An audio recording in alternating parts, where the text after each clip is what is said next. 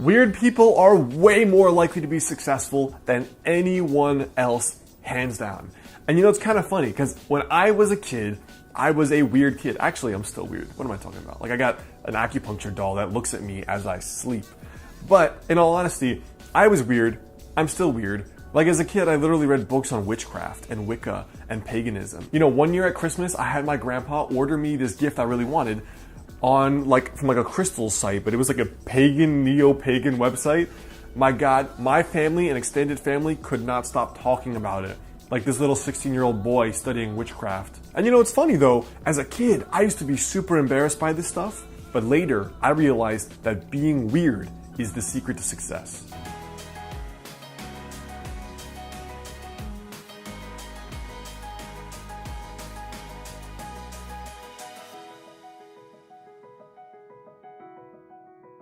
Hey guys, I'm Alex Hine, author of the book Master the Day. Now, the first thing about being weird is that weird people don't care what anyone else thinks. You know, it's funny, when they do inventories on some of the most successful people in the world, and they try to study this one trait, but it's the trait where you're not afraid of hurting someone else's feelings if it means you're living your truth, as long as you're not a pedophile or psychopath or something. But basically it means that you will go after what you believe to be true, regardless of what mommy or daddy thinks, your sister, your brother, your girlfriend, your boyfriend, society, whoever.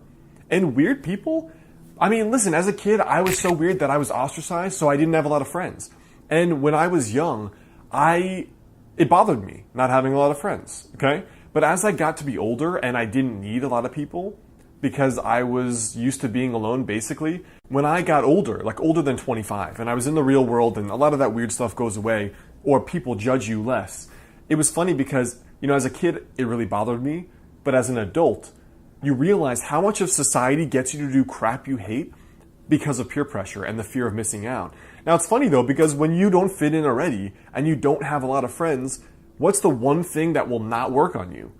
Peer pressure, right? Because if you haven't fit in before, and the worst case scenario if you say no to everybody is you don't fit in, then you don't really care. And you do whatever you like, and which means you're always going to be happy, you're always going to have fun. You look at most of the icons of history, the Steve Jobs, the Elon Musks, the Nikola Tesla, the Albert Einsteins, they just did what they wanted, and they didn't care about convention and fitting in. And in fact, I would argue most of the innovators of human history don't care about fitting in or doing what's right. They do whatever their own truth is. The second trait I see a lot is that weird people are content being themselves.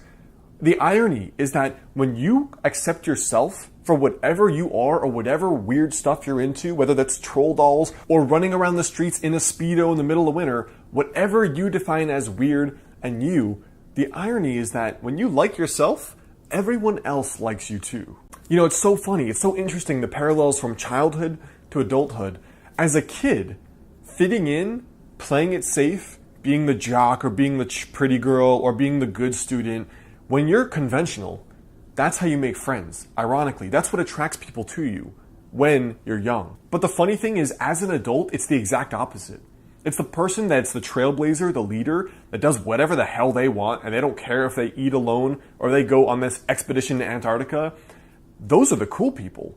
It's really, really, really weird because as kids, we're very fragile. We don't have the self-esteem to think, you know what? I think what I'm doing is so badass that I don't really care if you like it or not or agree with it. So as kids, we just play it safe, right? We dress like everyone else. We act like everyone else. We don't want to be too weird. The goth kids and the little girls into Wicca and witchcraft, they're the weirdos, right? As an adult, when you're doing your thing and it's different, you get to be an adult and everyone is so vanilla. It's so whitewashed. You get the good job. You get the picket fence. You get to be just like what everyone else is. You wear the same suit. You wear the same clothes. You go to the same desk. You do the same role every day. You're just vanilla like everybody else. So when you're weird and you're just being yourself, you're Rocky Road in the world of vanilla. The third thing is that extremely weird people think differently and thus innovate. Who the hell would be like, you know what? I'm going to send rockets to Mars and I'm going to self-fund it. Every smart person from NASA to Neil deGrasse Tyson has said, no one will ever self-fund these expeditions to Mars. And yet, Elon Musk just punched them all in the face. So the thing is, when you don't care about convention, you don't care about fitting in, you don't care about being liked or being popular, you care about pursuing whatever excites you the most, that is what leads to innovation, right? Because if you're if you're too afraid to be yourself, too afraid to think differently, too afraid to try to innovate on how it's always been done, to do more or differently than how it's always been done, if you're too afraid, you're not going to try any of that. You look at any innovator in history, from technology, the people who started sending wireless messages through the air with the telephone, even look at Wi-Fi. The early physicians that proposed germ theory, these people were ridiculed and ousted from the medical profession. Everyone that has been an innovator has been ousted, is called a quack, is perceived as crazy. And the irony is, the faster you get comfortable with being crazy, the faster you are going to win at life. And ironically, those same people that say you're crazy, 20 years later, guess who's knocking on your front door asking for your advice? It's always those same people. Now, the last trait of why weird people will change the world is that they are content being themselves. It's almost like the exact opposite of what people joke about in LA, where everyone is trying so hard to fit in, so hard to be popular, so hard to be famous for nothing. Not because you're amazing at what you do as a physician, not because you're an amazing parachute jumper or skydiver, not because you've done something amazing, but being famous for nothing. Liked for adding zero value to your own life and to the world. When you're weird and you're just content being yourself, you don't have the anxieties and neuroses of a person that tries so hard to fit in. It's like the person that shows up and they're the least successful person in the room. And they're always like, hey dude, here's my business card. Here's my business card. And they're trying to prove so hard what they've done. Every little achievement they have to share.